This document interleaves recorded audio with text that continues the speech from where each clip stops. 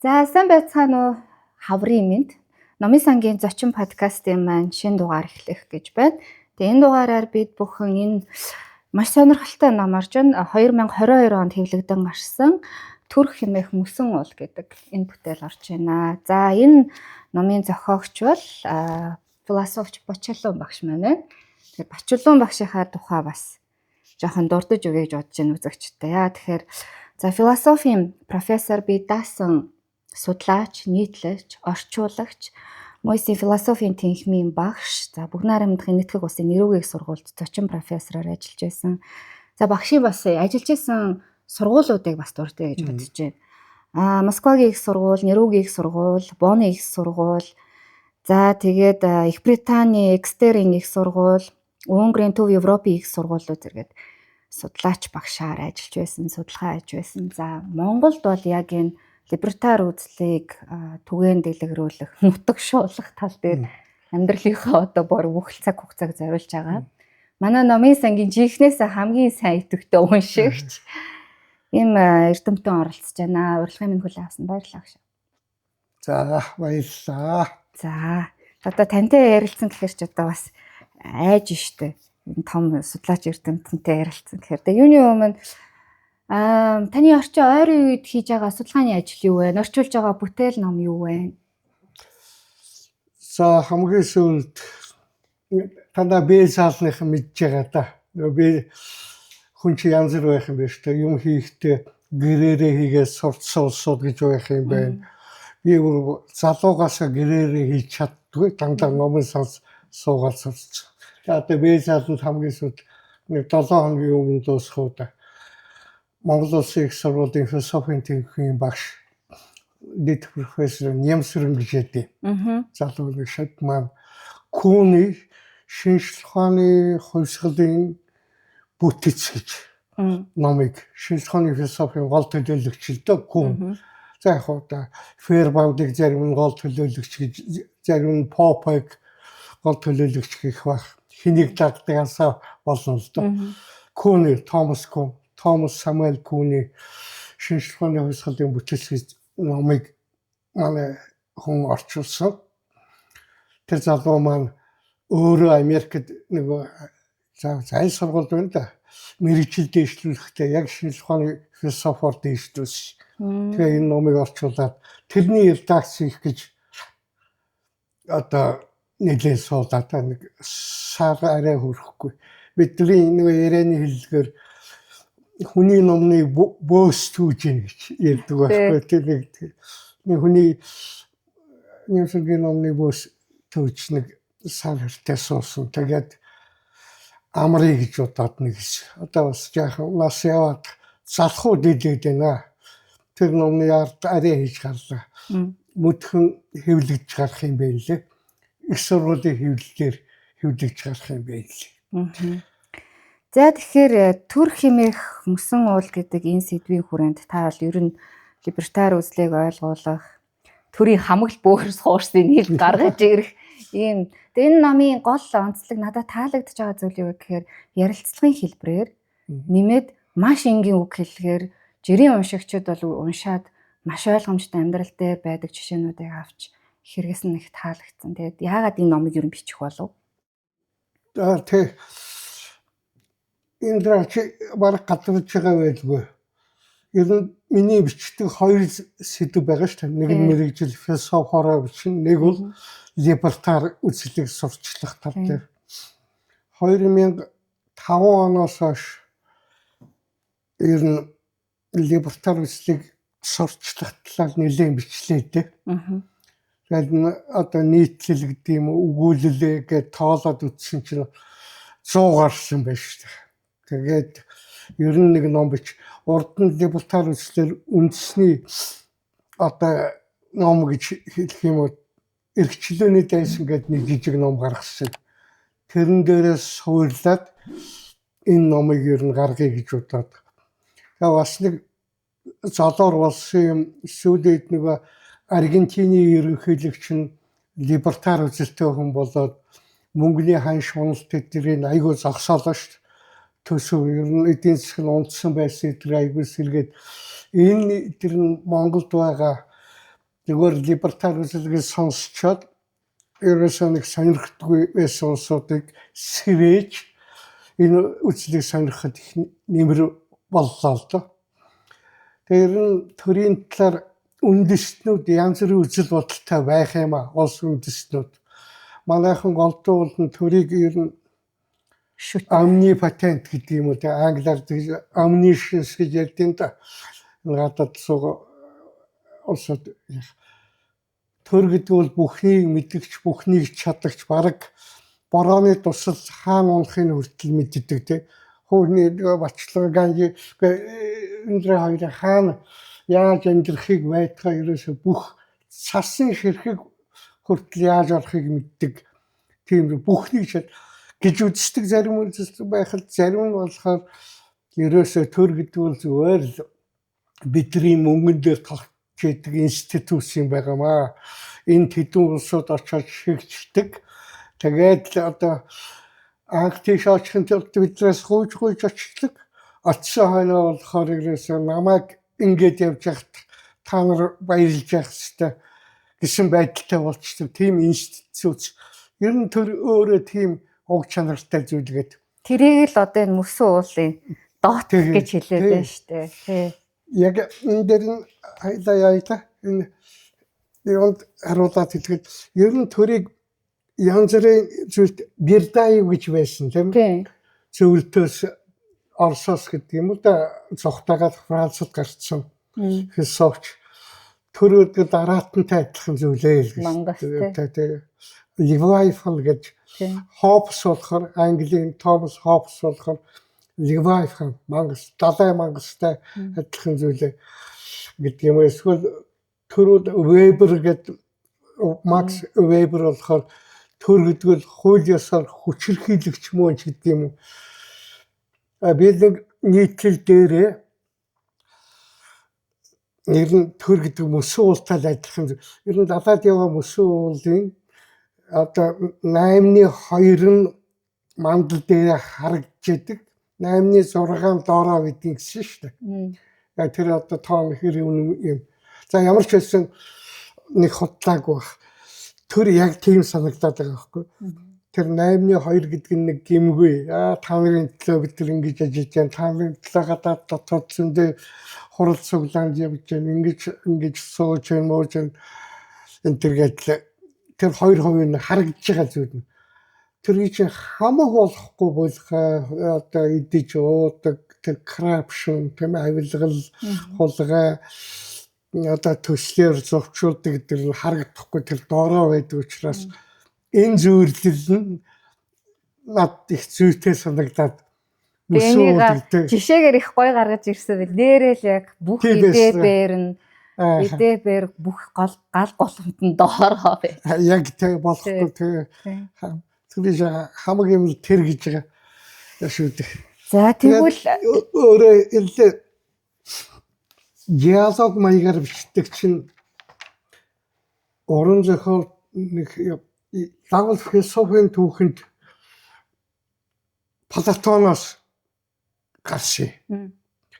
Сократын шав Платон диалог маягаар бичвэл их ярен юм их хурч магадгүй гэсэн утгатай. Тийм учраас нэг тийм маягаар бичиж гэж бодоод байдаг байсан. Тэгээд хөрсөн гэж энэ дараагаас сонсоод хүмүүст хүрчэн гэж сонсоод бас баяртай байна л да. За тэгэхээр либертар үзэл рүү оръё да гол. За ер нь одоо үдчихэж байгаа хүмүүс ер нь энэ социалист бид нар ч одоо измүүдээс ч юм уу янз бүрийн агуулга утга санаанаас ойлгохгүй байх тусмаа тэр нь их алс хол юм шиг ойлгоод байдаг. Тэгэхээр энэ либертар үзэл гэж яг юу хэлээд байгаа юм бэ? За нэг гол л нэг юм ийм л имийг нэг ойлгочоорой гэж та юу гэж байна?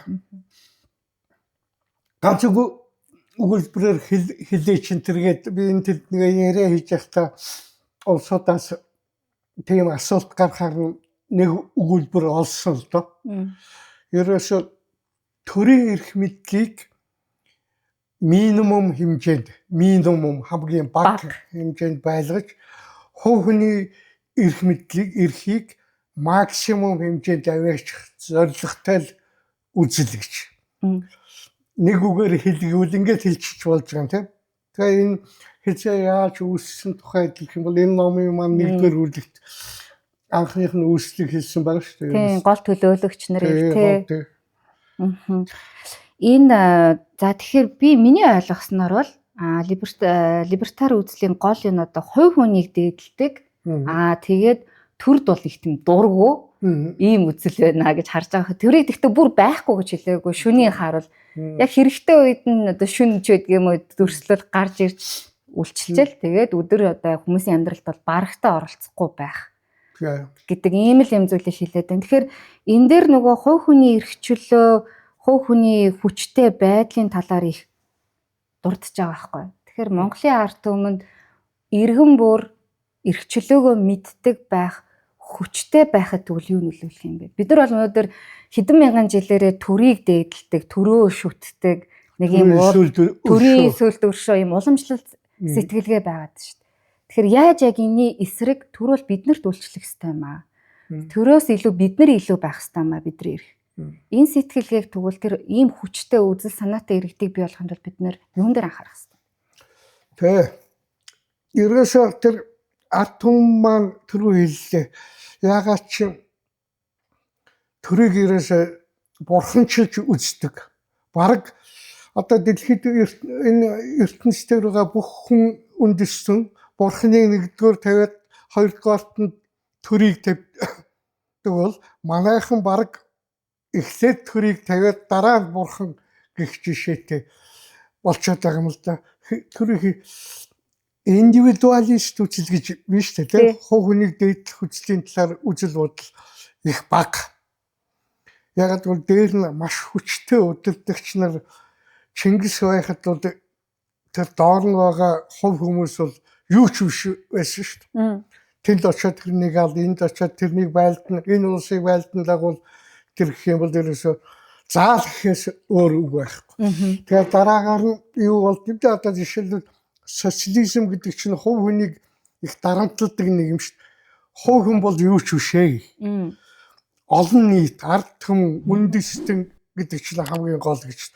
Ер нь хувь хүнийг хамгийн дарамтладаг хоёр нийгэм чинь ерөөсөө фашизм, коммунизм хоёр. Тийш үү? Коммунизм болохоор ажилч ангийн үзэн шүү дээ. Коммунизм гэдэг чинь анги гол чи ганц чиний хувийн юм юу юм бэ тийм үү? Юу ч биш. Энэ англи үнд гол байвал фашизм болохоор чи хувь хүн юу ч биш шүү дээ. Хамгийн гол нь үндэстэн, Арийн үндэстэн тийм. Одоо манай Герман үндэстэн хамгийн гол зүйл чи хувь хүн бол юу иймэрхүү үжилт бид нар чинь бас нэлээд удаа явцсан шүү дээ. 21 оноос хойш 90 он хүртэл явцсан учраас өөрийгөө юу ч биш гэж ерөөсөө нэг үг хэлээл олон түмэн юу гэж бодож байна. Нэг үг хэлээл энэ бусд маань намайг юу яах нь вэ? Ерөөсөө эргэлж тэнгисгүйгээр нэг өнгөрч сагсуурахгүйгээр зүгээр л бодлоо хийчих сураагүй. Ерөөсөө олон түмэн юу гэж бодож байна? Энэ олон түмэнд дургуйцхвэ гэсэн бодол аюу их болцсон. Айдастай тийм бусдаасаа их аль болох бусдтай хоолой нийлүүлэхийг боддог. Бусдынхаа дуулж байгаа дуу, бусдынхаа өмсөж байгаа хувцсыг өмсөхийг боддог болцсон. Тэгэл аль болох тэдний таалагдсан юмыг ярихыг боддог. Тийм олон түмэн манай монголчууд юуг таалж байна? Тэрийг л олон бусдаасаа чангашгуулж ивэл намайг энэ улсууд их таашаана гэдгийг мэддэг болцсон. Ялангуяа энэ улс төр чинь нөгөө олон түмэнд их балбуусаар байгаад айгүй халирамхай аимхай болт. Тэгэл цаана үйлдэл нь шал өөр мөртлөө ярих ял тэр тусмаа хэвлэл мэдээлэлээр ярих үеэр дандаа олон түмэнд талцаалсан, долгонсон өөрийн бодлыг хэлж сураагүй. Яг энэний эсрэг үзлийг чинь бид нар индивидуализм гэдэг шүү дээ тийм. Тэр хувь хүн бусдад гай болохгүй юм бол өөрийнхөө байх эрхтэй. Үзэл бодлоо ярих төдийгүй өөрийнхөө амьдрах эрхтэй. архиа ууно, тамхиа татно, гол нь арх уухын тулд бусдаас гуйгаад ээж болохгүй, бусдыг дээрэмдэж хулгайлж бүрч болохгүй, тийм бусдад гай болж болохгүй. Тэгэл өөрийнхөө л байж боллоо. Энэ ч бас л улсуудад сонин сонсогдох гэдэг юм уу? Зарим улсуудын дургүйг хөргөх үзэл байх л да бодвол. Хүний өнөөдрийг одоо тухайн насанд эртэл төлөвшсөн үзэл санаа, итгэл үнэмшлийн эсрэг, үнийн юм өртлөө эсрэг юм шиг санагдсан зүйл ярих, бичих, унших гэдэг өөрөө тухайн хүнээс бас оюуны их тийм хүчтэй шудраг ёсыг ёс зүйн шаарддаг юм шиг. Тийм. Тэгэхээр та түрүүнд юу гэж бодож байна? Хүмүүсийг хүчтэй байлгахын тулд бид юу хийх ёстой юм бэ? Ерөөсөө бодоод байгаа юм л да. Тэгэхээр нэгдүгээрт сүүлийн үед хувь хүн гэдэг халдшгүй дархан зүйлээ гэдгийг ойлгуулахын тулд анхнаасаа л тэр жишээлбэл хүүхэд төрүүлсэн бол бид нар чинь тэртээ тэргүүл хүүхдээ 10 нас үеинд хүртэл нь бидэд тижээх тэрнийхээ нэг гавьяа болгож хүүхдээ дарамтлаад ээж болохгүй жишээлбэл. Хүүхдээ энэ сургачийн та авч гисэн үнэн. Та энэ өмс хувцсыг авч гисэн үнэн. Та хүүхд төрүүлсэн юм бол 18 нас хүртэл яг тийм учраас нэгэн тэр авч гисэн юм аа би авч гисэн юм чинь гээл энэ үзгийг хамаахгүй. Би чиний үзгээр нэг юм бичиж болох уу? Жишээлбэл. Эсвэл өрөөнд нь орохдоо хамаахгүй дараалал хүүхдийг баг байхаас нь би чиний өрөөнд ороод чамтай үг солиотох гэдэг юм. Сүнхийн дураараа ухах. Тэг.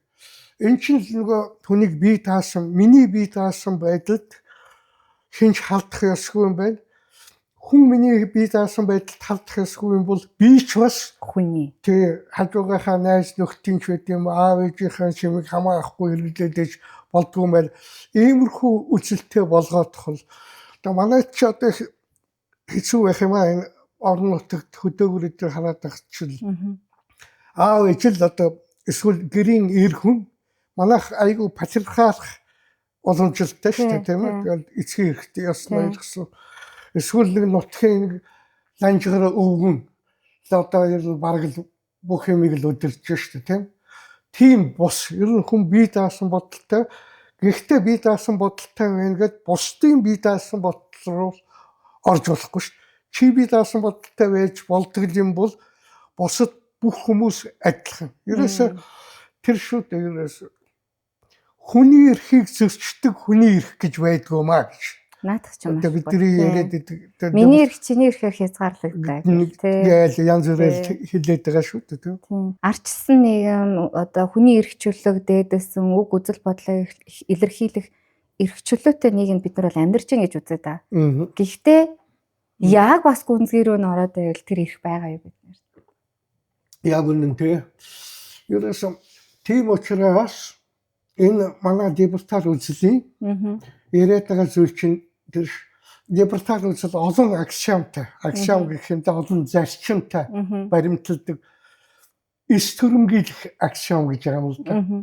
Эс төрөмгийлэх аксиом. Хүч үл хэрэглэх аксиом гэж байгаа юм. Тэр хүч үл хэрэглэх аксиом гэдэг дээр бол зөвхөн бие махбодын физический хүч биш.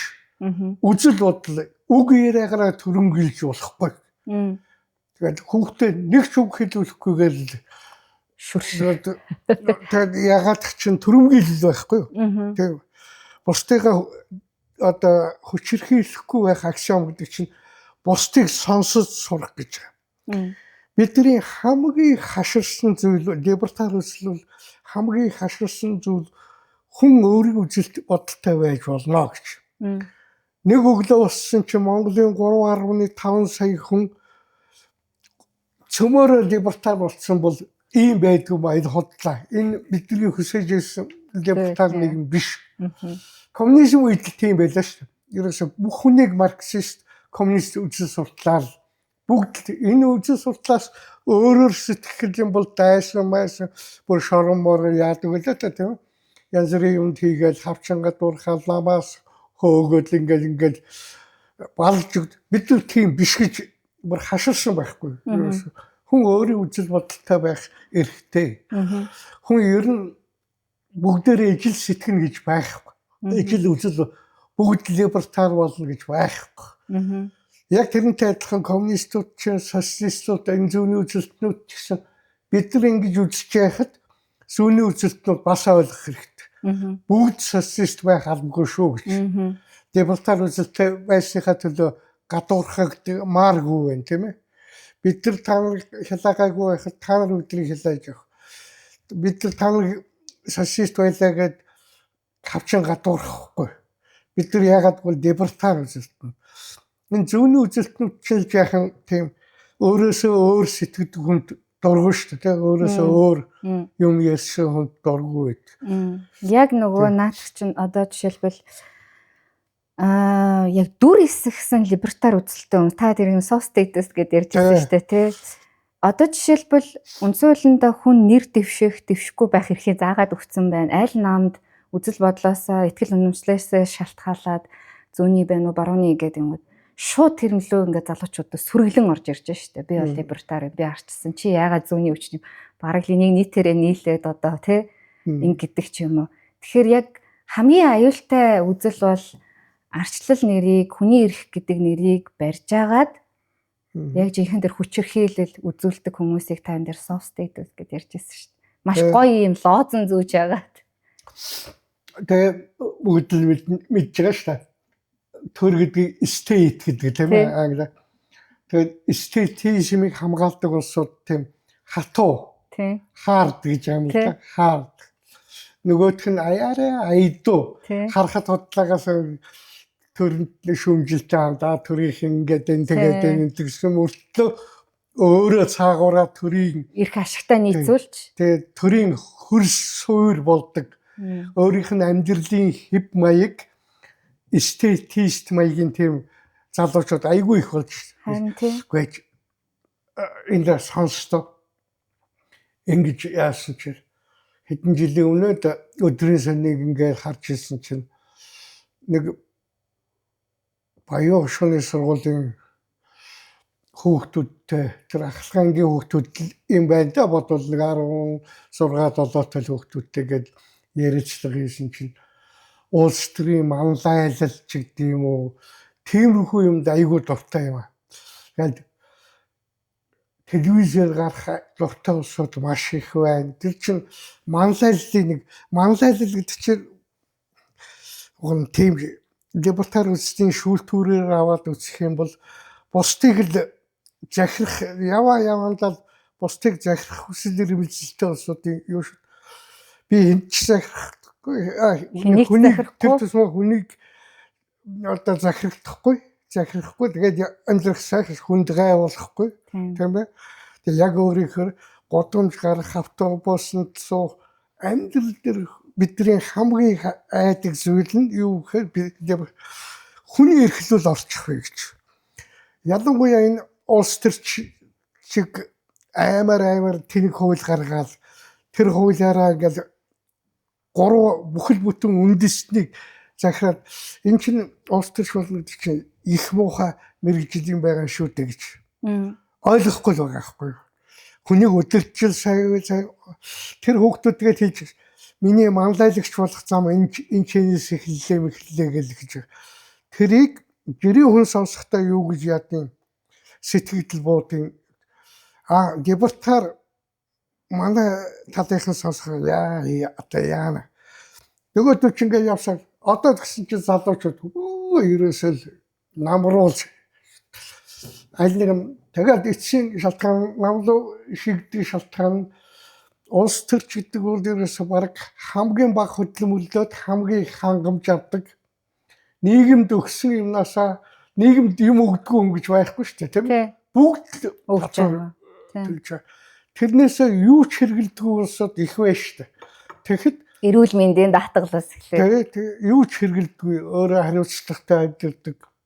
Ягаад гэвэл би өөрийнхөө эзэн би төрийн ивэлээр амьдрахгүй гэж либертарууд үздэг учраас арх дарсан дээр тохируулж хэрэглэн эрүүл мэндийн даатгал дээрээ тохируулж хэрэглэн ерөөсөө төрөөс тэгт энэ улс дээр төрд байгаа улсууд хамгийн их хэрэгжилж байгаа байхгүй юу? Халамжийг. Тэ ерөөсөө. Хайр ивэлийг. Энэ төрд өгснөөс хамаагүй их хэрэгэлдэг улсууд чинь энэ төрийн албан тушаалтнууд. Айгүй их хэрэгжилж байгаа. Эдгэргээ бүр хуульчлаад авцсан. Тэгээд гэрийнхэн ихнэр хүүхэд эдгээр чинь тэгэл хөдөлгөөс хэрвээ MP болоод member of parliament улсын их хурлын парламентын гишүүн болоод ороод ирэхэд юм бол тэгэл байр нь улсаас өгөр өгнө гэвэл эдгэрийн хан утасных нь мөнгө, бензинийх нь мөнгө эдгэрийн хүртэл таадаг гэсэн. Арай л хэтэрхий. Одоо бүр олон болчихлоо шүү дээ. Тий, хуучин тийм байсан. 50 хэдэн хүн бол хангалттай байсан байхгүй юу? Анх тэр улсын баг хурл гэж яхад 90-ад оны үед 50 хэдэн илүү. Тэгэхээр цөөхөн улсууд байсан тийм ээ. 76 боллоо. Тэгээд 76 боллоо. Энэ төрийн чинь аймаар данхайлгаж байгаа байхгүй юу? Энэ данхайлгах үйлсэд хамгийн хувь нь оруулсан бол тэр дорж чаддаг. Нэг цаохож хэлэх ёстой. Худлаа байхгүй эдгээр өөрсдөө гадаад явж их юм уу өөрсдөө өөр гадаад сургууль төгсчөөд би энэ улсаас энэ үндэстнээс дээгүүр гарчлаа гэж бодоод байгаа. Шал худлаа байхгүй. Энэ үйлдэл үг ярьж тэр нь өөрсдийг нь дор нэлчиж шүү дээ. Энэ бол бидний тэжээлэх улсууд маш их болоод шүү дээ. Ерөөсөө эдгээр чигээр сонгуул болохоор хаалга тогшоол телевизээр дандаа хуулгахгүй тийм ээ. Тэрээс тэнд нэг тийм ажил байдсан байна. Тэр ажилд ороход та нар авдığım та нарын зөвшөөрөл хэрэгтэй байдсан байна. Тэгэл бид нар нэгэнт ажилд автсан бол бид нар цалинжуулалтаа. Түрүү чи өөрөө асуулаа. Тийм ээ. Ер нь яхаараа хүн төрөөс дээгүр байх ёстой. Ер нь тэрийг гол нь хүлээн зөвшөөрч чадахгүй шүү дээ. Төрийн сүлдөршөөгээд төр бидний асуудлыг шийдэж өгөх ёстой. Хоёр шалтгаан байдаг. Либертэй. Хувь хүн төрөөс дээгүр байх хоёр шалтгаан байх. Нэгдүгээрт нь саяын ярьдаг. Одоо хууль эрх зүйн гэдэг юм уу улс төрийн шал. Төрд байгаа улсуудыг чинь бид нар гаргаж ирсэн тэд нар бидний зөвшөөрлөөр бидний саналаар гэдэг юм одоо юу гэж хэлбэр юм. За ямар ч байсан биднийг гуйж ижил тэнд очсон. Нэгдүгээрт бидний гуйж хаад очсон юм чинь биднээс хараат байх хэрэгтэй. Хоёрдугаарт нь эдийн засгийн шалтгаан. Тэнд байгаа тэр их өндөр хангамж гадаад дотоод явах эхнэр хүүхдээ ингээл янз бүрийн улсын мөнгөөр эмчлүүлээд чинь хуулаараа тэр бүх зардал тэдний унааны утасны одоо юу бензины зардал өгдөг гэж байна шүү дээ. Бид нар төлж байгаа байхгүй юу? Тийм шүү дээ. Тэгэхээр бид нар төлж байгаа юм бол бид нар илүү байх хэрэгтэй гэсэн ийм хоёр шалтгаанаар бид нар хувь хүн төрөөс дээгүүр байх хэрэгтэй гэж. Ер нь тэр төр гэдэг институцийн чинь хамгийн байгуулсан шалтгаан чивтер чинь одоо жишээлбэл хамгийн өөрсдөө төсөөлөл л дээ тийм ээ. Чи одоо 17 дугаар зуунд байд юм уу 16 дугаар зуунд одоо Шведээс ч байд юм Ирландаас Америк руу очсон хүн гэж боддог. Би яг хөө Германаас Америкт очсон. Хоёулаа бид нар шиг чифтер шиг нэг 1000 хүн 100000 хүн тэнд очсон байгаа ш. Тэгээд тэд чи яасан гэхээр Европт байгаа тэр дарамтнаас төрийн дарамтнаас хамжилгын яасан тэгээд боолчлолын зөвлөн хэлбэр байсан байхгүй юу? Яг боолын нэгэн биш гэсэн цөмөрөд эрхчлөө тэмүүлж тэнд очсон байхгүй юу? Мэдээж хэрэг газар тэнд хэлбэг байсан. Тэгээд тэнд очсон учраас хамгийн их болгоомжтойгоор төрийг байгуулна шүү. За энэ төр чинь бидний юу болчих вэ гэж. Биднийг дарамтлагдаг.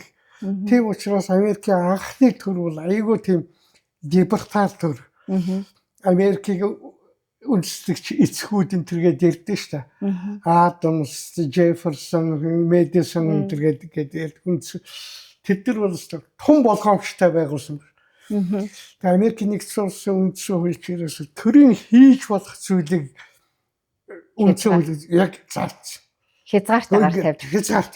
Тэгээд заагаад өгнө гэдэг чинь хязгаарлаж байна шүү дээ. Тийм. А нэг юм хийх нь үндсэн хуулинд ийм зөвшөөр өгөөд төргөө та болох. Тэгвэл хувь хүний эрхийг үнцүүлэн заа. Ягаад хувь хүний эрх чинь хязгааргүй зүйлийг яаж тоочж бичих юм бэ тийм үү? Ийм л учиртай байхгүй. Ерөөсөө тэгэл ганцхан хязгаар байгаа нь ерөөсөө бусдын эрхчлөө. Тэр хязгаар нь Бачлуутай адилхан би индрагийн юулууд халдчих вэ? Тийм шүү дээ. Эрхлүү хүрээлүү орчих. Энэ залын хүрээлүү орж болохгүй гэж. Наанд ч л удаа гудамжинд явж явах, машин барих, орой удаж ажлын цаг дууссан байхад уцаар залгах гэд наад захын эрхүүдээ бол зөрчүүлж штэ. Энийг нөгөө хүмүүс эрх гэхээр маш том юм ярьдаг бодоод байдаг. Гэтэл бүр энгийн өдөр тутамдаа цаг тутамдаа л бусдын эрхийг ямар бүдүүлгээр халтж байгаа вэ бид нар тийм. Тэгэхээр нөгөө таны энэ номон дээр дурдсан байсан л та хүний нөгөө төрмөл эрх гэдэг байгаа байхгүй юу? Одоо энэ өмчийн асуудал, үндсэн эрхийн яг 3 зүйл тийм ээ. Тэгтэл энийг уг нь үндсэн хуулийн дээр нь ч зааж өгч гисэн л байдаг. Гэтэл бид нар яг үндсэндээ тэр эрхээ бас эдэлж чадахгүй. Таны талаараас ирж өгч. Яаж энийг төрмөл гэж хэлээд байгаа юм бэ? Хүнд байгаа энэ улс төрчид болон хуульчид чинь ингэж хэлээд байгаа байхгүй юу? Та эрхээ эдэлж байгаа явдал, та эрхтэй байгаа явдал чинь бидний ач шүү. Ягаад гэвэл бид нар хууль гаргаж баталгаажуулж өгч байна. Таны эрхийг тэгэхээр хүний эрх гэдгийн эсрэг нь хууль болчих гэдэг байгаа тийм ээ. Тэр иймэрхүү үзэлтэй улсууд философийн түүхэнд байсан л да. Руссо эднэр гэдэгсэн тийм. Тэд нар чинь бид одоо төрмөл эрх гэдэг чинь харин яг энэний эсрэг. Төрсөн л бол хууль гаргаагүй ерөөсөө хүнд Бачлуу гэдэг хүн энэ дэлхий дээр хүн болж төрлөө ерөөсөө 3 эрх дагагдана. Энэ хууль огт хамаахгүй, улс төрчид хамаахгүй. Нэгдүгээрт нь амьд энэ эрхийг Бачлууныг хинч авч хэлдэг болох. Хувийн өмчтэй байх, эрхчлөөтэй байх гэсэн энэ төрмөл. Энэ бол төрмөл зүйл. Тэгэхээр энэ хуулинд хамаах. Төрсөн л бол хүн болж төрсөн бол энэ 3 байдаг гэж. Тэгээ иймэрхүү үзэл либертар үзэл гинтхэн үүсэл бий болчихоогүй байхгүй юу? Иймэрхүү зүйл энэ саяын 3 төрмөл эрхийг чинь тухай ярьсан нэгэн үндэслэсэн хүн бол Джон Лок байгаа юм л да. Тэгэхээр Локоос нэг зүйлийг авав. Адам Смитээс нөгөө зах зээлийн зарчим үл үзэгдэх гарын бүр дэше урагшаага явлаа, түүхлээ урагшаага явлаа гэхэд жишээлбэл нэг ийм домог байт юм аа энэ дээр ярьж байгаа байхгүй. Би ингээд өдөр шөнөгүй гэж газар дээр яаж эсвэл одоо Монгол малчнаар ярил л да. Өдөр шөнөгүй зод турхан тэгэл даарч хөрөөл зуны халуунтаад тэгэл халаал арай хижид малаа өсгөх юм. Тэгтэл татваргээд юм аваад их юм. За мэдээч хэрэг манай хажуутай айлын хүн тэр холгаалаад тэр симхэ авчвал би энэ төр гэдэг зүйл чинь яхаараа юу ч хийгээгүй энэ дэлхий дээр байгаа бүхэнд хамаатуулж яриа л да. Татвар хүмүүсийн сэтгэлгээ эвдэлнэ гэдэг чинь тэр байхгүй. Төрсөн үнэн татвар төлөх нь үнэн гэдэг нэг ийм үг цээжилсэн. Ерөөсө хүн сэтгэлгээ нь эвдрээгүй хүн бол миний энэ зүйлийг би хинч ямар ч хувь нэмэр оруулаагүй тэр хүн юм авах ёстой юу гэд боддог болцсон байх юм бол өмчийн эрхчлөөгөө хадгалж чадчихэ гэсэн. Тэгэхээр татвараар ингэж юм алдаж байгаа хүнд энэ холгаач вэ нөө хотог барьсан холгаач вэ нөө хууль барьсан улс төрч вэ нөө адийн чарт байхгүй тэр хоёр бол тийм шүү дээ. Өөрөөсөө л хийсэн зүйлээ адчих байгаа байхгүй. Нөгөөдөл нэм авахта за энэ татвар тавсан бүгээрээ ингэн тэнгэн та нарын дэм юм байгуулж байна. Их тохиолдолд худлаа. Эсвэл авсан мөнгөөр бүр судалгаа хийсэн байгаа. Ер нь төр авсан мөнгнөөс эргэж зарцуулна гэж авч байгаа шүү дээ. Тийм. Авсан мөнгнөөс дээд захын 50% л нийгэм зарцуулдаг, 50% нь өөртөө өрдөдөг гэж байгаа байхгүй. Тэгэхээр асар олон хүнээс ингэж авчаад өөртөө байгаа маш цөөн хүнд маш их тарааж өгдөг институцийг л төргээд байгаа юм л та. Энийг л олж харсан улсуудыг бол либертар гэж хэлж болно. Энийг олж харсан, олж харахаар барахгүй энийг эсэргүүцдэг гэдэг юм ингээд цаашаа яваад иж болно л доо. Тэгээ ерөөс энэ эрхийн тухай ярих гэхээр тэгвэл энэ либертар үзэлчин хүний ингээд бүхий л эрхийг ингээд тавиад өгчвөл эн чинь одоо энэ цөөхөн хүн бүр аюултай юм биш үү? харин бидний яриад байгаа зүйл биш. Тийм л юм яриад байна шүү дээ. Одоо энэ эрхэн дэндлээ, бүр эрхэн дэндлээ. Энэ бол энэ бас л осолтой. Зүгээр байсан хүмүүсийн эрхийг хязгаарлахын тулд өөрийнхөө эрхийг ихсэхийн тулд эстетистүүд төрийнхэн тийм юм яриул аюултай. Бид нар одоо байнга баримтлагдаг зарчимчид тэр би өөрийнхөө эрхийг эдлэхдээ хүний эрхлүүл халдчихгүй гэж айгаад эс төрөмгөлөх аксиом гэж хүч үл хэрэглэх аксиом гэж яриад бид нар шал либертар үзэлчтэй яа дэлхийд дээр байгаа янз бүрийн олон сэдв түрүү би Локиг ярьлаа тийм ээ Адам Смитийг ярьлаа тэгэхээр чи биднэрт хамгийн бас их таалагддаг зүйл бол тэр Махатма Ганди тийм жинхэнэ хүч үл хэрэг Мохаммед Карамчанди Ганди гэж байна шүү дээ. Махатмаг их багш гэсэн. Эсвэл Толстой, Лев Толстой шүү дээ. Тэдний хүч Мартин Лютер Кинг эдгэрийн хүч үл хэрэглэх тэмцэл гэж байна. Хүч хэрэглэхгүйгээр тэмцэх тэмцэл гэдэг чинь бас манай үндсэн зарчим болдог чинь тэр байхгүй. Бид нар жишээлбэл христийн шашнаас бас юуг авдаг вэ гэхээр Христийг дагалдагч нар олон байсан тийм ээ. Иерусалимд гээл цөмөрөөр дагалдаад явжсэн. Нэг нь асууж л дээ. Назаретийн Иесусаас асууж үгүй татварлаг аваад байх юм аа. Юу ч хийгээгүй мөртлөө энэ заавал авах юм. Ямар учиртай бүр хойд төрсөн чи хүн болж л төрсөн бол авах хэв. Ингэж өхөн зөв гэсэн Иесус дагалдагч нартай хариулсан гэнэ л дээ. Цэсарт өгсөн зүйл Цэсарих болно. Тэгмээ бурханд өгсөн зүйл бурханых болно. Өөртөө үлдээсэн зүйл чинь өөрийнх чинь болно гэж. Тэгэхээр татврын талаар хамгийн зөв гэсэн энэ л байхгүй. Ерөөсөө татвар аваад чиний бизнесийг хамгаалахаар хууль гаргаж ийн гэдэг ирээдүйд чинь. Чи Солонгос кино үзсэн үү? Нэг годомчид нэг хүн бизнесийг өсчин чи байдаг юм уу? Эсвэл нэг наймаа хийх гэдэг яадаг. Тэр чинь тэр годомчид гангстер атман биш та. Дээрэмч атманд сарда мөнгө өгчүүл аюулгүй тайван аюулгүй мэдрэг аюулгүй бизнес эрхэлж болдог байхгүй. Яг л бусад хүн дээрэмчнээс тэр дээрэмч хамгаалж байгаа байхгүй. Юу ялгаа байна төрд тийм ээ. Төр яг л ингэж хэлж авч байгаа шүү дээ. Тэр дээрэмч шиг. Тэгээд бизнесээс том мөнгөний авчаад 50 бизнесийн эрхлэх бололцоогоор хангаж өгнө гэх. Ямар ч ялгаа байхгүй. Бараг тэр дээрэмчин чинь найдвартай хамгаалж байгаа байхгүй. Нөгөө гангстер чинь татвараа авцсан бол тэр өсчний үед юм уу тэр жижиг хоолны газрыг ажилуулдаг хүнийг найдвартай хамгаалж байгаа байхгүй. Төрөөс илүү хамгаалж байгаа байхгүй. Уг нь төр бас тэг шилж мөнгө авч байгаа шүү дээ тийм.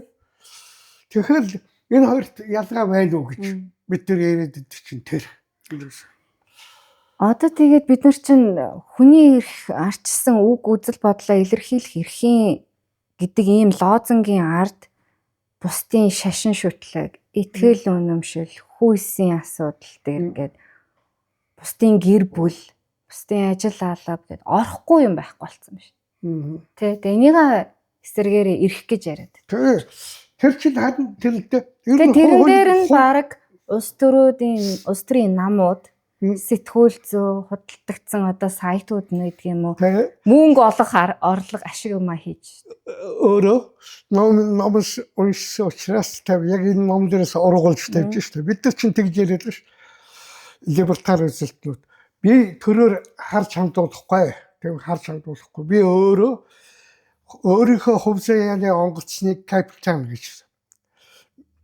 Бачлуу гэдэг хүн бол нэг татвар төлөх дургүй юм бол сүлд нь чи мөнгөө сейвинг хийх хэрэгтэй тийм ээ. Хатаг өөрөө олдсон бүх мөнгөөр нарийчдаг бол болохгүй шүү дээ. Чиний бие даасан байдал чи алдагдчих. Хэн нэгэн хүнээс хараат болно шүү дээ. Тийм ээ. Эсвэл хэн нэгэн баян эсвэл ерөөсөө энэ төр хадгалуулаад өөрөө сүлд мөнгө аавна гэдэг. Энэ төр чинь ингэж л хэлж аваад. Чи бол хуу хүмүүст Монголын энэ 3.5 сая чи бол төвчээргүй шүү дээ. Чи 60 хөлсөө хойно надаас нэг жаахан жааглаар сарда жаахан жааглаар авч байгаарай гэж биднээс мөнгө л аваад байгаа шүү дээ. Эсвэл эрүүл мэндийн даатгал чи бол хариуцлагагүй хүн шүү дээ. Бие даасан юм байхгүй. Чи бол одоо ингэж гаал эрүүл мэндээ муутах нь тийм учраас надад мөнгө хадгалуулжээ гэж төр тэгж хэлээд тэгэл эрүүл өөртөө тэргээр бизнес хийдэг бидний мөнгөөр эрүүл мэндийн даатгалын мөнгөөр ингээд бидний эрхэнд халтаад байна шүү дээ тийм. Тэхийн оронд тэр барууны оронд байгаа бид нар чинь нэг юмыг хөвчлөе гэж яриад идэг чинь тэр Индра Бачлуу хоёр нийлж хагаад өөр шигээ нэг 100 хүнийг ягаад эрүүл мэндийн сан байгуулж болно шүү дээ. Сарвалган өөрсдөө төлөвлөгөө мөнгө хийдэг. Ер нь даатгал гэдэг юмний чинь үндсэн утга тэр шүү дээ. Нэг хүнд учирсан хохирлыг бусад хүнд тарааж төлөвлөх явдал юм. Тэгэхээр энийг сайн дураараа хийвэл төр төгчхөр ерөөсөө эрүүл мэндийн даатгалаас мөнгө чинь лавчи санаж байгаа. Нэг Чингэлтэй дүүргийн эрүүл мэндийн даатгал лаас эцсэн гэдэг эмэгтэй тухай саявтлхан хүртэл даатгалаас ингээд улсад ингээд юм даатгачаар нөгөө нийгмийн даатгалын сан чи удаачсан байгаад яагаад бидний өгсөн мөнгийг эдгээр бизнес хийгээд болохгүй шүү дээ тийм ээ. Тэгэхээр өөрөө би даасан байх явдал өөрийгөө даах явдал бол Өөртөө эзэн байх. Өөртөө эзэн байх явдал. Геотагийн self governance гэж юм л да. Өөрийгөө захирч бусдаар захируулах биш өөрийгөө даах өөртөө эзэн байх явдал бол бусдаас хараат биш өөрөөр төрөөс хараат биш байх үндсэн арга зам. Өөрөө хариуцлагагүй. Дандаа одоо бусдаар даалгах халамжид дуртай welfare state гэж шүү дээ. Тийм улсууд бол яг төр бүх юм өгөө төрөөр даатгуулаад ингэж. Гэхдээ төр чи юу вэ? Ерөөсө төрөөс хэрэгжилж чаддгүй бүх хүний имийг л тэр халамж болгож бусад улсууд өгөөд юм да. Ер нь халамж айгүй олон байдаг гинэ. Би бас сайн мэдэхгүй юм л да. Ер нь сонсч ирсэн чинь янз бүрийн одоо ажилгүй эдлийн гэдэг юм. Ажилгүй байх нь тэрүүний уулын гавьяа биш шүү дээ. Ажилгүй эдлийн насны тэгэл юу нэг гисээр байгаад хорон орноос сардаа сая гаруй төгрөгийн халамж авчдаг хүн эдэр байдаг. Энэ чинь ерөөсөө айгүй эргэдэд өөрийгөө бие даах сэтгэлгээг нь алдагдаад халамж социализм чинь ингэж л явж байгаа. Тэр нэг яг таны яриад байгаагийн бас нэг давхар явдаг юм нэг лидершипийн тухай өөрийнх нь өмнөөс аврагч нэг хүн хайгаад байдаг. Чи дуурах цаг болсон. Чи бидний өмнөөс хийх цаг болсон. Чи манлайлал үзүүл гээд эсвэл тэгэхээр чи яагаад өөрийнхөө төлөө дуурч болохгүй? Чи яагаад өөрийнхөө төлөө сурч болохгүй? Чи яагаад өөрийнхөө төлөө хөдөлмөрлөж болохгүй? Хин нэгэн баатар яагаад чиний өмнөөс гарч ирж тэр эсэргээрээ дахиад чиний тийш та ерөөсөө төрд ингээд бүх юмаа даатгахаар чинь төрийн чинь та нарын төлөө би гэж өдөр шөнөгүй ажиллаж байна, өдөр шөнөгүй хууль гаргаж байна, өдөр шөнөгүй гадаад дотоод явж байна. Тэгэхээр та одоо миний үгэнд орох ёстой. Миний үгээр амьдрах ёстой гэж. Тэгээс үүдээ би эдний төлөө юм хийж байгаа юм чинь гэл бидний өмнөөс шийд гаргаад эхэлдэг. Депортаар үслэл тэгж байна шүү. Хүн бочлон би Индрад хичнээн сайн юм хийх байсан ч гэсэн заавал Индрагийн зөвшөөрлийг авах ёстой. Индра жишээлбэл тамхи татдаг байлаа гэхэд тамхи татах чи уушгинд ч юм уу гайл чиний мөнгөөр авсан тамхиг аваад хаяал тэгээ урж хаяал нугалж хаяал болохгүй. Яг гайл чи тэрхий их ажиллаж байна. Одоо 5 цаг боллоо тар жаах юм хиймээр байтал төр бол тэгээд төр даатгахаар тэгээд ер нь бидний төлөө би чиний төлөө бүх юм чинь хийж байгаа учраас чамайг хаяа алгачихад яах вэ тийм ээ? Хаяа алгач. Бид нар болохоор удаас нь хилаачч болохгүй. Тэгээд бид нар хаяа алгачлаа. Яг яв явсаар байгаа дөрөөсөө бид нар чинь төр үтэрийн харьцаа юу гэхээр би нэг айлын хажуу өөрөө төрөөсөж байгаа хүн чинь нэг тэр айлаасаа сарайчилдаг шүү дээ. Яг л тийм төрийг сарайчилсан юм болж дууссан шүү дээ. Яг төр одоо миний өмнөөс бүх юмыг бич энэ төрийн хүн гэдэг чинь баг бурхны төрөл салан гэсэн маягтайгаар хамтд ийм сэтгэлгээг л арилгах. Нэгэн төрөөс халамж маламж иймэрхүү юм авахгүй юм бол чи өөрөө хариуцлагатай. Бачлон би өөрөө хариуцлагатай байж. Жишээлбэл чи төрөөс тэтгэврийн өдрөөр авах дургүй даатгалд мөнгө өгөх дургүй юм чи өөрөө мөнгө хизээч үрхгүйгээр төвчээртэй хадгалж сурах хэрэгтэй. Чи эрүүл мэндийн даатгалд мөнгө өгөх дургүй юм бол чи өөрөө архиа, тамхиа энэ мэд чи хэрэглэж болно. Энэ бол чиний асуудал. Өөрийнхөө биеийг нэг айтах эрүүлэх өөрөө мэдчих. Чи өөрөө мэдэрээ. Тий. Хамаахгүй хэрэглэж навсаа ичхаад юм бичхад тэгээд төрөөс эмчилгээ гуйгаад яж болох. Энэ чинь тэгэхээр либертар үзэлтнүүд хариуцлага гэдгийг либертар өөрийнхөө өмнө хүлээх хариуцлагыг ойлгодог байхгүй. Тэгээд цаашаа явах юм бол гэр бүлийнхээ өмнөх тэрнээс биш нийгмийн өмнө хүлээх хариуцлага хоосон үг. За нэмээд даргын өмнө мэдэр тийм ээ ажилтан улс их орны энэ хоосон үг. Тийм учраас бид тэр коммунитар үзлийн эсрэг байдаг чинь тэр олон хол хамаахгүй. Тэгээ яг энийг сонсож байгаа хүмүүст хэцүү л байна л да. Ер нь бол яа тэгэхээр бид нар ингээд тэгш хөдөлмөрлөөд даатгалаа өгчөөд ингэж байгаа тэгээ хамгаалуулах ёстой. Тэгэхэд нөгөө ярьж байгаа зүйл нь чи одоо өөрийнхөө төлөө гэд энэ дээр бас ургуулаа ярих төлөө нөгөө тэгш эрхийн тухай. Хүн болгон тэгш эрэхтэй байх ёстой юм. Тэгш эрэх гэж яг юу гэлээд байгаа юм? Гой лооцсон бас үг болчихлоо. Тэгш Орвелийн номын Англи мундаг хүн биш тэ Жорж Орвел 1984 амтны ферм тэгээд тэр ном дээр гоё бичсэн байдаг шүү дээ. Бүх амтны ферм дотор гахаа тахаа махаа тэгэл бахан тэр фермийн одоо та орчуулсан баг шүү Монголоос Монголоо. Чулуунд орж байгаа хамгийн анх орчуулсан. Дипломат гэдэг нь бурхан болсон да тэр бүр 90-ад оны ихээр анх орчуулсан. Сүүлд нь олон хэвлэгдсэн байна лээ. Бүх амтны тэгш эрэхтэй тэрэн дундаас гахаа бүр илүү тэгш эрэхтэй гэдэг шиг одоо Монгол тэгж хийж. Монголын бүх иргэн тэгш эрэхтэй төрийнхэн бүр илүү тэгш эрэхтэй гэж. Энэ тэгш эрэх гэдэг чинь социалистуудын зөвхөнтнүүдийн их ярьдаг зүйл.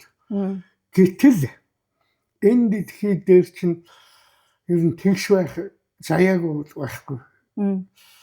Одоо энэ дээр очлоо хоёр хэд энэ дээр хөдөлмөрлөх чадвараараа, ажлын овсгоогоор, ажлын авьяасаараа илүү ээжэж надтай тэгш адилхан амьдрал гэдэг чинь энэ чинь социализм л байхгүй.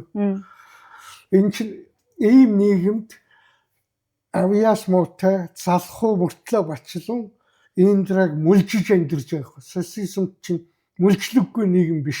Бүгдийг тэгш амьдруулснараа илүү хөдөлмөрлөдөг улсуудыг залхуучуулна. Авьяастай улсуудыг авьяасгүйг нь улсууд нь ухаантай улсуудыг ухаангүй нь монжиж амьд тэгш шанална гэдэг чинь энэ байхгүй. Гэтэл энэ дэлхий гэдэг чинь ерөөсөө энд тэгш хүн гэж байхгүй. Монголын 3.5 сая хүнийг ухаанаар нь хөдөлмөрлөх чадвараар нь ажлын овсгоогоор нь одоо ингээд жагсаах юм бол яг 3.5 сая жагсаалт гарах хэрэгтэй. Эдрийг тэгштгэн гэдэг чинь шудраг улсал байхгүй. Ийм нэг чинь хамгийн овсгоогүй одоо залжин улсууд л монжиж амьдэрдэг. Тийм. Гэтэл шудраг justice-ийн онлын үүднээс бол юм justice гэж нэг юм байдал юм бол ерөөсөө авьяастай илүү авьяасгүй ядуу ингэж л амьдрах ёстой. Өөрөөр хэлбэл бүх төршин аав хүү хоёр хүртэл адилгүй л байдгүй байхгүй бүх юмараа. Тийм шүү дээ. Тэр хоёрыг адилтгах гэж болохгүй шүү дээ. Энэ ч аюултай байхгүй. Чин тийш бүхний тийш. Тэр Жорж Орвелли хэлдэг чинь үнэн байхгүй. Тэр амтны хэрэн бол гайхалтай. Гоё зөвхөн шүү дээ. За энэ дээрээс бас цаашлаад явах юм бол нэг асуулт гарч байгаамаа. Одоо ер нь альч барууны үзэлтэй арчсан нийгэм либертар үзлийг баримталдаг намууд гэж байгаа. Монгол улсад яг энэ нэг жоохон либертар үзлийн бас нэг амин сүнстэй юм энэ тухаас ярьдаг юм гэсэн үзэл онолтой ямар ном байна гэж таарч. Залуучууд байна гэж асарч. Ер нь байхгүй гэж хэлж болно. Гэхдээ либертар үзэлтнүүдийн зүгээс Монголд байгаа улс төрийн намуудыг харах юм бол жаахан эргээр үнэлэх юм бол жишээлбэл арчилсан нам тэрэн дотор нэг цөөхөн жигүүр байгаа юм л да. Арчилсан нам тэр чигээр эстетикслүүд юм. Яг үнэ. Тэр нь илүү аюултай байгаа. Тийм шүү дээ. Тэгээд ер нь энэ сонсож байгаа улсуудад дутуу үеэр бол бас их аюултай. Тийм. Энэ арчлал гэдэг үзэгдэл байна шүү дээ. Бид нар шиг жишээлбэл бид нар чинь би өөрөө хүртэл марксизм, коммунизм гэдгийг л одоо мөн олон жил худлаа заалаа шүү дээ. Тэгээд бид нар шиг социалист нийгэмд одоо хойд солонгосын нийгэм л дээ. Тийм нийгэмд амьдарч байсан улсуудад арчлал гэдэг бол сайн зүйл юм. Арчилсан нийгэм гэдэг. Гэтэл арчилсан гэдгийг чинь бид нар шиг социалист нийгэмд амьдарч байгаагүй улсууд харчаад арчлалыг шүмжиж энэ бол олонхын даргаггүй л ерөөсөө олонхын энэ дотор ухаантай цөөнхийн санал айгүй олонд гიშгэгдэм байл тийм ээ. Жефферсон хэлсэн байхаа арчлал гэдэг чинь юу юм бэ гэхээр 51% нь 49%-ийнхаа эрх ашигыг олондоо гიშгэх шүү дээ гэж. Жишээлбэл бас нэг сэтгүүлч бий л дээ. Тэр бол хэлж арчлал гэдэг чинь юу юм бэ гэсэн 2 чон 1 хон өглөөний хоолндоо юу идэх талаар санал хурааж байгаагаас өөрсгүүлээ. Олонхол дид чон 2 чон чинь за өглөөний хоолндоо чамааг л идэхээс өөр арга. Тэгэхээр олонхын саналаар шийдэн шүү дээ. Ямар сандаа тийм нэг онгоо зөвлөлтөд нэг 17 оны хувьсгал гарсан дараагаар арчил гэж ярьдаг болж л дээ. Тэгэл хамтралын хурал дээр дэмий яриад нөгөө чи хамтралын тариачид чинь дэмий яриад сууж байгаа маргалж гинэ. Нэг нь сонссон юм байна л да. Дэлхий чинь хавтгай биш гинлээ бөөрхий байдгийн гинлээ гэлсэн чинь нөгөө тариачид чинь яатаа гэж тийм байдгийн гэл. Хавтгай юм дээр чи яаж хүн тогтдгийг биш бөөрхий юм дээр чи яаж хүн хавтгай байж л хавтгай байж ижил энэ дээр чи юм тогтно ш. Бөө маргаа болсон чи тэр үед л нөгөө хувьсгал гарцсан байсан. За тэгвэл асуудлыг шийдэе. Санал сураа. Тэгсэн чи хавтгай тал олон болсон гэж. Тэгээ олонхын саналаар асуудал ингэж шийдэгддэг байхгүй. Тэгэхээр Ер нь арчлагддаг чинь хувь хүний ухаантай цөөхний савлыг хайдаг зүйл шүү дээ. Айгу осолтой зүйл. Тийм. Ийм зүйлийг хуучин бид нар шиг коммунизмаас арчлалуу шилжсэн улсууд ярих бол бас нэг өөр хэрэг. Угаасаа арчилсан нийгэмд байсан.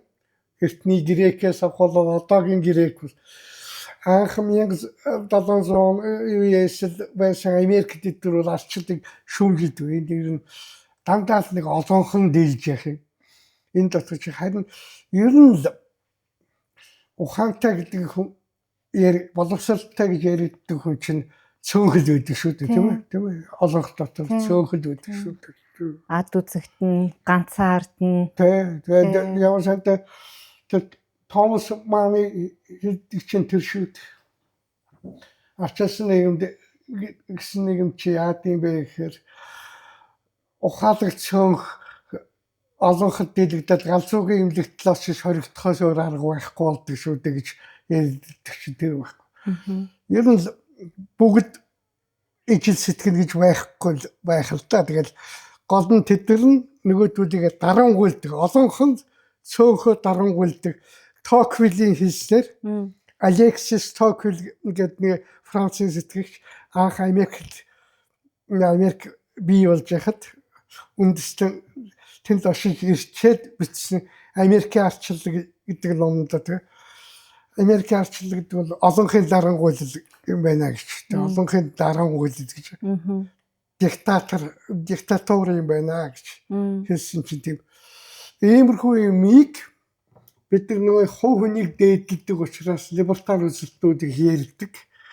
Тэгэхээр өнгөц сонссон харанхуй ардчлагчид юу гэж боддог вэ гэхээр эдгээр чинь ардчлалын эсрэг юм байна. Юу гэдэг айгуул гэл мушгсаар бол бидний нөгөө социалистуудын байран дээр аваачих юм шүү дээ. Тэгээд хоорондоо өөрийнхөө савныхаа хэмжээнд хоорондоо яриад биднийг муулж өгнө.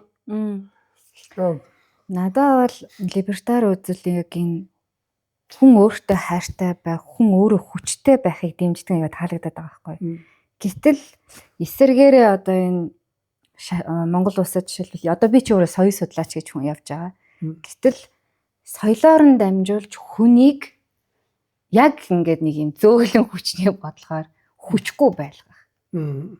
Тэ одоо ямар нэгэн овог ухсаа, шашин шүтлэг, гэр бүлийн соёл гэдэг юм уу. Эндээсээ үүдээд хүн юуг үнэт зүйл дандаа өөрийгөө нөгөө нэгт биш, өөрийгөө нэг 4 5 дахь нэгтгэх нь одоо юу байдгийг гэр орны ирэх байдаг юм уу, шашны үнэт зүйл байдаг юм уу.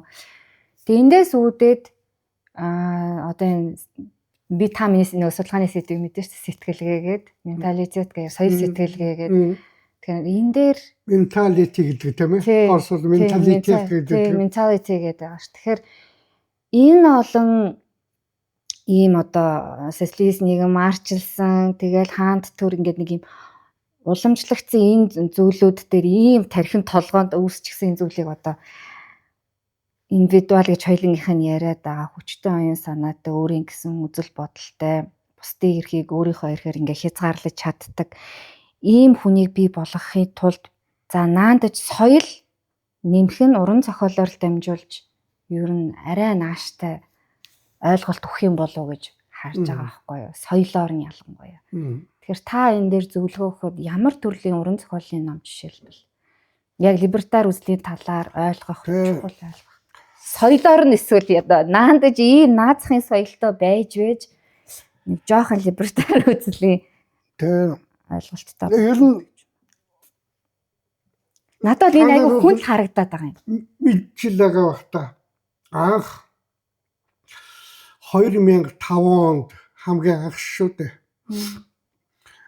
Алтан тарай цэнгүүн ивент итгэхэд Дэвид Бозын либертарианизм гэж номыг анх цэгцтэй. Тэрнээс урд нь бүхэн нэг хүн хувь хүн нөгөөдөлдөхөө заавал адилхан байх ёсгүй гэдэг юм уу? Бүхэн өөрийгөө бусдад олонхын ашиг захируулах ёсгүй гэдэг юм уу? Иймэрхүү элементүүд баг саг байсан л да Монголд нэг тиймэрхүү ухаалаг сэхэтнүүд байна шүү дээ бас. Тэдгээр нэг либертар үзлийн элемент маягтай юмнууд би ер нь юу хэрэглэх нь миний л асуудал энэ төр гэдэг тийм ээ. Нэгэн системтэй гарсан ном нь тэр 2005 оны Дэвид Боосын либертарианизм. Бид нар анх тэр үед ямар сандаа либертарианизм гэсэн үгийг орчуулж чадахгүй. Тэгээ либертарианизм гэж номыг гаргацсан байхгүй юу? Анх. Тэгээ тэр номонд би бас хаталт нь өөрийнхөө төрийн сүлдийг хувь хүн ивэдгүй, хувь хүнийг төрийн сүлд ивэдгүй гэдэг юм а бас хавчуулчих байгаа маа. Хаталт нь хадна гэж ярьдیں۔ Да. Хадаад орчихсон. Тэгээ тэрнээс хойш хоёр дахь Бергландын ном Бренданы Жоржтауны их сургуулийн Бренданы ном дээр орчуулахдаа ерөөсөө либертарианизм гэхвэл либертар үзэлгээд орчуулж гэд хэвшүүлчихье. Тэгээд тэрнээс хойш либертар үзэл. Тэгээд 2005 он тийм ээ. Одоо 2026 21 жил за мөн чи ад үзэгдэн цусалтгүй яалаа да. Сурчлаа тийм ээ бид. Тэгээд анх л 5 онд л би бодож ирсэн байхгүй. Тэр номыг орчуулж байхдаа Дэвид Боосын номыг орчуулж байхдаа катогийн хүрээлэнгийн захил захил байсан хүн шүү дээ. Америкт. Манай хөрсгөж байгаа шүүмжил. Манай катогийн хүрээлэн чинь Вашингтонд байдаг байхгүй. Вашингтонд катогийн хүрээлэн хажуу талд нь цагаан ордон. Тэгээд манай хөрсгөж байгаа шүүмжилдэг. Анх либертар үзэлж анх тэгж Монголд анх гарсан шүү дээ. Тэгээд ингээд ярьж үед бодогдчихлаа. За энэ ийм зөв үзэл юм чинь бүх ард түмнийг эзэмтгэн чи юу байх вэ? Ямар ч байсан Монголд нэг 10 жилийн дараа гэхэд 2015 он гэхэд Монголын хэтнүүд ер нь хоол либертар үзэлтэн болцсон байлаа. Ер нь их байдгүй 2015 он гэсэн 20 он байдгүй 25 он. Ерөөсөө тийм байд юм чинь. Ерөөсөө хүлээж авдаг. Тэгсэн чинь 2-3 жилийн өмнө харин Хавьер Миле засгийн эрхэм даргаалал Аргентины Монголын ханд шуулттай зогсоогоод төрийн зардлыг асар их багасгасан шүү дээ. Нийгмийн нуруунд дээрх ард түмний нуруунд дээрх ачааллыг багасгаад ингэсэн. Анхандаа та яг хэцүүдийн шүү гэж хэлж яагаад гараад үүндээ яг л хэлсээр тэгсэн чинь либертар үзлийг сонирхол нэлийн их болсон байна. Тэгэд би бас яа гэм аа хүнд либертар үзэлт хүнийг өөрийн үзэл бодолтой байх эрхтэй гэж үздэг. Учиргүй их зааварлах дургүй. Тийм ч учраас энэ ном дээр тэр тэтэм үг гэдэг нэг айлддаг хүн байна шүү дээ. Айгуу. Тэтэм үг за. Тэр чи өөрөө болохоо үлдсэн хүн байсан байл шүү дээ. Идэж уухтлаа. Тэгээд дүүрэн дээр сайхан тэтэм яаж ингэж чад. Либертар үзэлтний хамгийн дургүй зүйл. Яаж ингэж хүнд зааварлаж чаддаг вэ нэ. Тэгэхээр ингээд яавал дээр вэ тэргээд асуухад би ер нь хүнийг өөрийнхөөрөө явах нь дуртай тийм яавал социалистаар явал социалистаар үнсрэх үзлээ дагаад консерватив бол консерватив нацист боллоо нацист болно гэж бүр хамаа хэтэр за яг жаахан ухаалгын консерватив байр суурин дээр үндэсний консерватив байр суурин дээр зосон за либерал үзлийг өрөмтлөө сайн либертар үзлийг өрөмтлөө бүр сайн биз гэж. Тэгэхээр энэ учиргүй бүх хүнийг адилхан гэж хотлоо. Ямар сандаа би Монгол тийм олон биш мөртлөө зарим дүр үзүүлсэн либертар үзэлтнүүд их дургүй. Тэр нь бүр аюултай. Аюултай. Айгу либертар үзлийг гутааж байгаа. Би тэдний доглон либертарууд гэдэг байхгүй. Доглон либертарууд 4-1 либертарууд тийм. Тэгж шоолоод байгаа чинь тэрдээ. Ер нь тэгэл юм хамтж үйл ажиллагаа дээрээс зогтаахад гэдэг чинь тэр ер нь энэ коллективизм гэдэг чинь аймаар баглаас болдог байхгүй. хэрвээ бид нэг үзэл бодолтой гээл коллективист үзэл рүү орчих юм бол тэр чинь хар аяндаа би баглаасанд орж ин энэ дээр байгаа гэдэг те коллективизм. Ямар ч шудраг, ямар ч эх оронч, ямар ч хүн төрд орвол тэр машин руу, тэр мангас руу, тэр технологи руу ороод өөрөө нэг машины нэг хэсэг болдог тухай бас гарч байгаа шүү дээ. Тэгэхээр либертар үзэлтэй хүмүүс өөрсдөө одоо нэр дэвших, төрлөө ихээр зүтгэх зөв. Би очиж Америкт либертар ламж байдаг тийм байдаг. Одоо л дайныг маш их эсэргүүцэж байна. Тэр Бергланд тэргээд байсан тэр нэгэн хичээл багтаасан либертар үзэл гэдгийг номыг зохиосон хүн чинь тэр Бергланд л да. Либертар намаас ерөнхийлөгчийн сонгуульд нэр дэвшижсэн биш Америкт. Тэр жинхэнэ либертар хүн бол гэж гэхдээ энэ жишээлбэл яг энэ үзэл дээр либертарууд Монголд байгаа либертарууд хуваачиж байгаа байхгүй. Би бол тэгж үз хизээч төрөлдөө зүтгэхгүй гэж. Харин тийм яг үнэт зүйл нь өөрөө тэр байгаад байгаа байхгүй. Харин тэрийг жижигхэн байх шаардах хэвээр. Данхраа байхын шаардах хэвээр болох хэвээр гэдэг юм. Тэгэхээр манай нөгөөдөл бас либертар үзэлтэй улсууд байна шүү дээ. Зарим сэхэтүүд гээ яах вэ? Ойлгож чиний ярьж байгаа над тэгж хэлж. Чиний ярьж байгаа ойлгож. Гэхдээ бид нар очиж ээж одоо хаваар мэлээ шиг төрийг жаахан багасгах хэрэгтэй байна. Төрийг минимум хэмжээнд барих хэрэгтэй байна. Тийм ээ? Татварыг багасгах хэрэгтэй байна. Хувь хүний амьдрал төлөвлөнгөөс нь оролцохгүй байх хэрэгтэй байна. Хувь хүний амьдралд оролцсон хууль тогтоомж гаргамааргүй байна гэдэг юм уу? Бид нар л очиж ээж тэгин шүү дээ гэж яриад. Төр гэдэг чинь өөрөө амар механизм байгаа юм шүү. Тэгэхээр би удаас бас хэлж байгаа.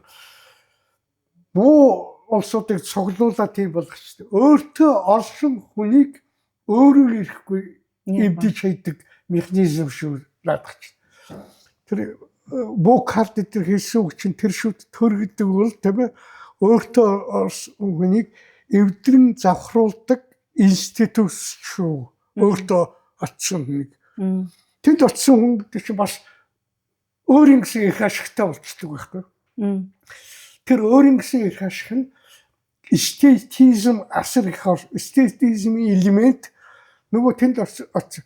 Энэ очсон улсууд чинь баг анх бүгдээрээ одоо энэ 120 чинь баг бүгдээрээ тарих толгой дотор очихоор ёстой мундаг ажилтнанд эрүүл сарвал тийм ээ шудраг ёстой жинхэнэ иргэний эрх ашигын нэгдүгээр тавиад аж байхгүй явсаар угаал өөрийн эрх ашиг эстетист эрх ашигтай болчихдог байхгүй. Тэр бол тэгж эвдчихдэг байхгүй өөртөө орсон хүнийг. Тэгэхээр л одоо миний судлаач хүний залууны хувьд хүсэж байгаа зүйл бол залуучууд айл болох төрлөө зүтгэн багсаасаа өөрийнхөө хүчтэй оюун санаа хөдөлмөр илүү найддаг байгаасаа төрөөс аль болох тэр халамж бидний амьдралд орж байгаа зүйлийг багасгаасаа гэдэг иймийг хүсэж байгаа байхгүй. Тэгээд таны ер нь ирээдүйд хүсэж байгаа одоо либертар үзэл ер нь ямар ёс суртахуунчсан нийгмийг та энэ Монголын нийгмээс хүсэж байна. Тэр нь бас хизээ ирэх бол гэж найдаж байна.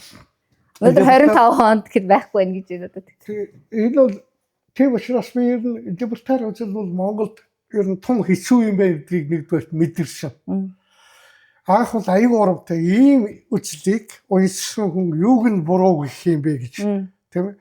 Бүгд л дагчих юм шиг санаад гойдод хараад тиймгүй. За тэгээс үүдээ ойлгосон л да. Ер нь ямар сайн да ингэсэн шүү дээ. Либертар үзэлтнүүдийн 23-4 дахь хурал одоо болж байгаа байх шүү. Би Прагад болсон нэг хуралд нь 2007 оны үед Алтан дараагийн спонсороор тэнд очиж оролцож байсан. Монголд нэг хурал болсон шүү дээ. Тийм гэсэн. Тэгээд нэг 20-од орны төлөөлөгчд ороод. Нилэн дээр баха. Дээр үү. 6-7 жилийн өмнө. Тэрэнд нэг илтгэд тавихтаа миний тавьсан илтгэлийг одоо монголоор хэлж хэл дээ. Ийм илтгэл. Монголд либертар үзэл тархахад ямар одоо obstacle гэж ямар бэрхшээл байна вэ гэж.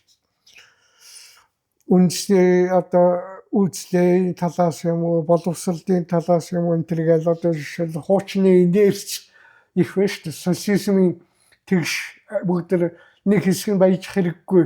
Бүгдээр тэгшил байл сайхан гэсэн тийм үйлчлэлийн инерц Монголд их байна шүү дээ. Тэгээд 10 хэдэн шалтгааныг тооцсон тийм инерц юу гэсэн л дээ. Илтгэл тэр хурал дээр тавьсан. Тэр нь Монголд либертар үзэл дэлгэрхэд ямар саад байна вэ гэсэн утгатай. Тийм.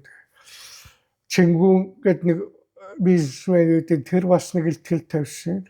Амар төвшин гэдэг нэг залуу илтгэл тавьсан. Тэгээд ингээд миний илтгэл. Тэгэд Монголд дээр либертар үзэл тархахад нэлээд бэрх. Сүүлдээ би боц ерөөсөө либертар үзэл тэнийг ухаантай бүх хүн тийм ээ. Либертар гэж явж ивэл жаахан гутмаарч юм шиг тийм яр шиг нэрээ ингээд хүлээж авахгүй сууд нь хүлээж авахгүй байгаа нь сайн. Тийм ээ, сайн хэрэг. Тэг ер нь бол ямар нэг үзэлтэй баг шудраг ил байх нь бас сайн хэрэг. Тэгээд ингээд ялгараад. Тийм. Ялгараад нээс нэх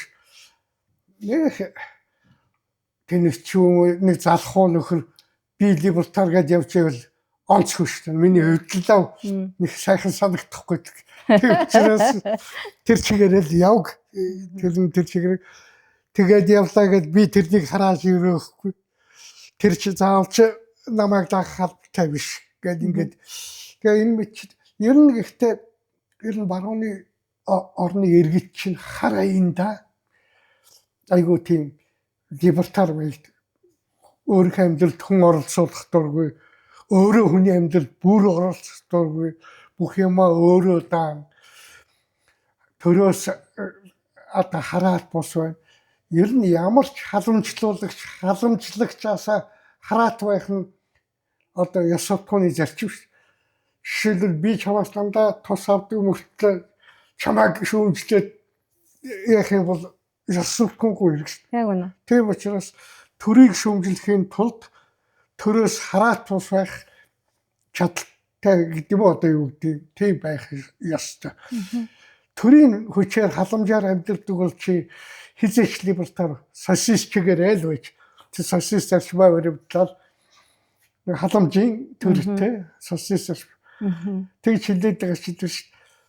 Одоо хэрвээ төрүүдийг ингээд янз бүрээр яах юм бол коммунистэр иргэдтэй яаж ханддаг яг л одоо хойд эцэг гэсэн үг тийм. Хойд аавнал чинь үр хөвгтүүд авч чадчих гал консерватив төр ямар гэдэг эцэг шиг. Эцэг хүн чинь их юмсэг даа бүгдийг заагаал арай зодохгүй хойд эцэг. Тэгвэл социалист төр ямар гэдэг нэг халамж ээжил гэсэн. Өглөө гарахт нусын алч бүх юм нусын нүрийн угааж өгөөл гэж бүх юм дааж өгдөг. Тэгвэл либертар төр ямар өстөх чи бол өөрийнхөө эзэн бүх юм өөрөө дагаарай гэж үзнэ бид нар гэж. Тэгэхээр одоо маш гоё тайлбар. Тэг ингэж л яадаг гэж. За маш их баярлалаа. Тэгээд төр хэмээх мөсөн уул гээд төрийн тухай юм шиг боловч цаана нь хувь хүний эрхийн тухай халтшгүй мөн чанар хүчтэй байдлын тухай иргэн хүчтэй иргэн өөрөө эрхийнхээ тухай мэддэг байх тухай л энэ нэвтрүүлгээр аяг жоохон ч гэсэн мэдээлэл хүрхийг зорилоод энэ ном хаавар зархад таалагдчихж байгаа. Энэ ном одоо том цөөхөн над дээр байгаа гадар юунд Монсодрын номын дэлгүүр интерном зарагдж байгаа дууссан. Одоо гадар байхгүй.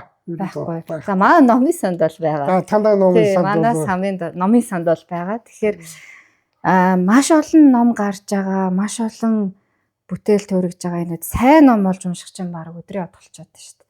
Тэгэхээр энийг бол би бас залуучуудаа ер нь уншигч олонд уншиж үзээрэй. Маш одоо бас юм чинь нар зөвхөн баруун талын цонхоор тусдаг бишээс олон талаар тусдаг шүү. Энийг бас мэддэг байх хэрэгтэй. Чи хичнээн өөр одоо үзэл бодолтой байсан ч гэсэн бас аливаа амиг өөр талаас нь харах үнцэг бас гаргаж өгөх юм чухал ном болов уу гэж бодож байна. Тэгээ танд маш их баярлалаа агшаа. За та бүхэнд ч гэсэн нэг төрлийн подкастт оруулж номны талаар би ер нь либертар үзлийг сурчлах болцоог алдахгүй л хичээдэг хүн. Та нарт ч гэсэн баярлалаа. За маш их баярлалаа. Судалгааныхын ажилд өндөр амжилт хүсье.